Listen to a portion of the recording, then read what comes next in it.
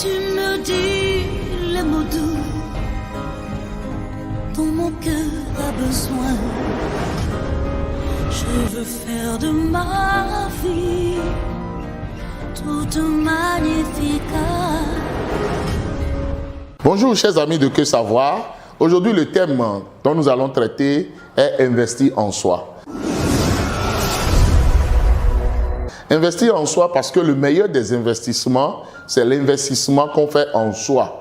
Parce que ce n'est pas notre richesse extérieure qui compte, mais c'est la valeur que nous avons de façon intrinsèque. Un auteur pouvait dire que la culture, c'est ce qui nous reste après avoir tout perdu. Lorsqu'on nous mettra nus et qu'on nous arrachera toute la richesse et tout ce que nous possédons, alors qu'est-ce qui va rester? C'est ça ce qui importe. Est-ce que nous investissons en nous? Quelle valeur prenons-nous jour après jour? Dans le domaine où nous exerçons, est-ce que nous nous cultivons? Est-ce que nous aimons lire? Est-ce que nous avons la capacité d'analyser très vite? Est-ce que nous observons autour de nous? Est-ce que les échecs des uns et des autres constituent alors des tremplins pour nous donner des leçons de vie? Est-ce que nous regardons des documentaires, des films pour apprendre alors de tout ce qu'on raconte comme histoire? Qu'est-ce que nous apprenons? Comment est-ce que nous investissons en nous?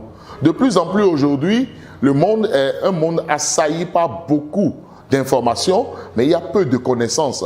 Simplement parce que l'image, la vidéo, alors donne l'impression aux uns et aux autres qu'ils sont en train d'apprendre, alors qu'ils n'apprennent rien. Rien ne reste en soi. On a tellement de facilité autour de soi qu'on ne garde plus rien. On ne fait plus travailler son cerveau.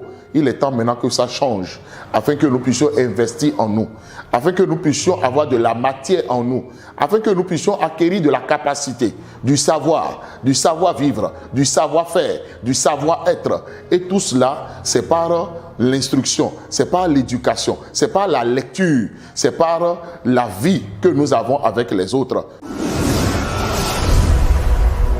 Oui, nous devons investir en nous-mêmes. Nous devons travailler à l'investissement en soi. Nous devons amener même nos enfants à apprendre à investir en eux-mêmes.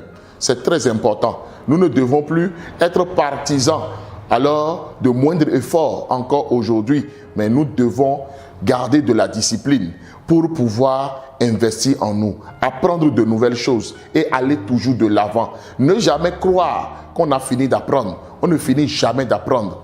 On finit de grandir, mais on ne finit jamais d'apprendre. Nous ne devons jamais finir d'apprendre. Lorsque nous connaissons quelque chose, allons nous perfectionner encore plus. Et embrassons tout et connaissons tout. Ne soyons plus spécialistes d'un seul domaine, parce que les autres domaines aussi, alors nous attendent. Dieu a fait grâce pour que sur Internet aujourd'hui, sur YouTube aujourd'hui, on puisse vraiment apprendre beaucoup de choses. Il y a tellement de livres aujourd'hui en e-book. Il y a tellement de livres, tellement sur le net, et on peut lire, on peut apprendre, on peut acquérir de la connaissance, on peut même avoir des diplômes en ligne. Mais est-ce que nous sommes intéressés par ces choses?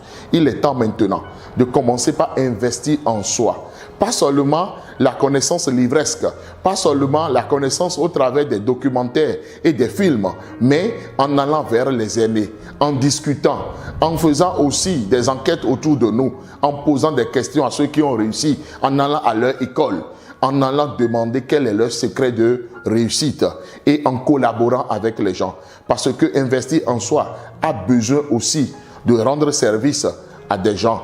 Jésus-Christ dit dans sa parole qu'il n'est pas venu pour être servi, mais il est venu pour servir et donner sa vie en rançon pour plusieurs. En servant, nous acquérons beaucoup de choses, nous prenons beaucoup de choses.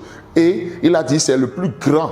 Celui qui sera le plus grand dans le royaume des cieux, c'est celui qui sera le serviteur de tous. Donc en servant, nous apprenons, nous investissons en nous.